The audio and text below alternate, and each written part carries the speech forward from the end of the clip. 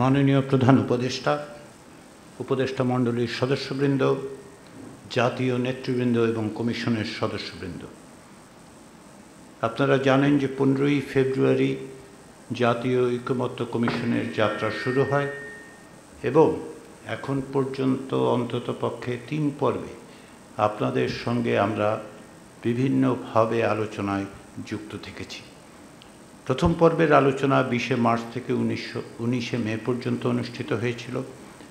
দ্বিতীয় পর্বে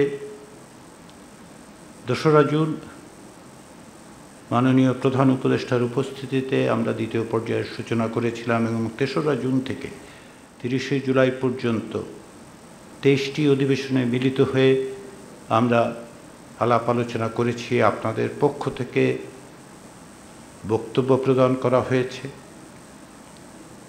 এবং এখন আমরা তৃতীয় পর্যায়ে বাস্তবায়ন প্রক্রিয়া নিয়ে আলাপ আলোচনা করছি।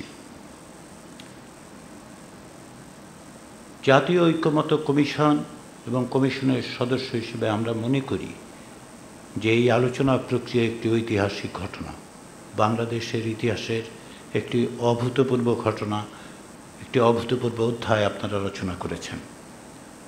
30টি দল সংবিধান, বিচার বিভাগ, আইন, দুর্নীতি, জনপ্রশাসন নিয়ে যে আন্তরিক আলোচনা, যে সারগর্ভ আলোচনা, তার লক্ষ্য হচ্ছে রাষ্ট্র ব্যবস্থার ক্ষেত্রে একটি সংস্কার বাস্তবায়ন, সংস্কার প্রতিষ্ঠা করা।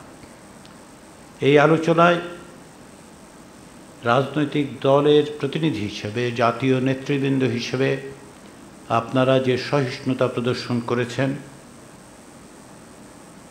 পরস্পরের প্রতি যে শ্রদ্ধাবোধ প্রদর্শন করেছেন, ভিন্ন মতের প্রতি আপনাদের যে আগ্রহ দেখিয়েছেন, সেজন্য আমরা কমিশনের পক্ষ থেকে আন্তরিকভাবে আপনাদের ধন্যবাদ জানাই এবং আমরা মনে করি যে বাংলাদেশের রাজনৈতিক সংস্কৃতিতে পরিবর্তনের ক্ষেত্রে এটি একটি মাইল ফলক হিসেবে চিহ্নিত হবে।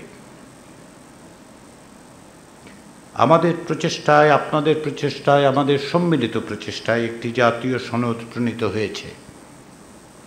এটি বাংলাদেশের রাজনীতিবিদদের ঐক্যের একটি দলিল। যে ঐক্য ফ্যাসিবাদকে এবং ফ্যাসিস্ট শক্তিকে পরাস্ত করেছে, এই সনদ তারই ধারাবাহিকতা। এই ধারাবাহিকতা অক্ষুণ্ণ রেখে আমাদের সকলকে অগ্রসর হতে হবে। গণতান্ত্রিক উত্তরণ অর্থাৎ একটি জবাবদিহিমূলক রাষ্ট্র, যেখানে নাগরিকের মানবিক মর্যাদা অক্ষুণ্ণ থাকবে এবং সামাজিক সুবিচার নিশ্চিত হবে, তেমন একটি রাষ্ট্রের জন্য আমরা সকলেই অঙ্গীকারাবদ্ধ। আমাদের তা বাস্তবায়িত করতে হবে। জাতীয় সনদ সেই অঙ্গীকারের, সেই পথের দিক নির্দেশক। পরাজিত ফ্যাসিবাদী শক্তি এবং তার দোসররা বারবার চেষ্টা করেছেন এবং এখনও চান এই প্রক্রিয়া যেন সফল না হয়। কিন্তু যে রক্তের উপর দিয়ে আমরা এখানে এসেছি, তার প্রতি আমাদের দায় হচ্ছে এই প্রক্রিয়াকে সফল করা। যারা প্রাণ দিয়েছেন তাদের কাছে আমাদের অঙ্গীকার, রক্ত দিয়ে লেখা হয়েছে, আমাদের তা সবসময় স্মরণ করতে হবে। আমাদের আরও কিছু কাজ বাকি আছে, কিন্তু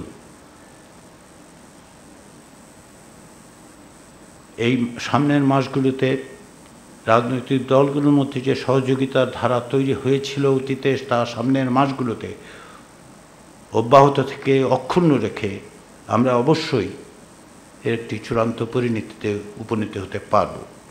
এটাই কমিশনের আশা, এটা কমিশনের প্রত্যাশা, এটি কমিশনের পক্ষ থেকে আপনাদের প্রতি অনুরোধ। তার জন্য দরকার আপনাদের সহযোগিতা এবং ঐক্য।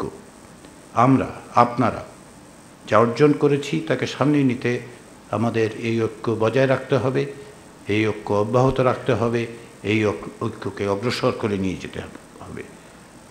সেই প্রক্রিয়ায় প্রথম দিন থেকে জাতীয় ঐকমত্য কমিশন আপনাদের যে সহযোগিতা পেয়েছে, আপনাদের যে আন্তরিক প্রচেষ্টা আমরা প্রত্যক্ষ করেছি, তার জন্য আবারও আমি ঐকমত্য কমিশনের পক্ষ থেকে আপনাদের আন্তরিক অভিনন্দন এবং অভিবাদন জানাই।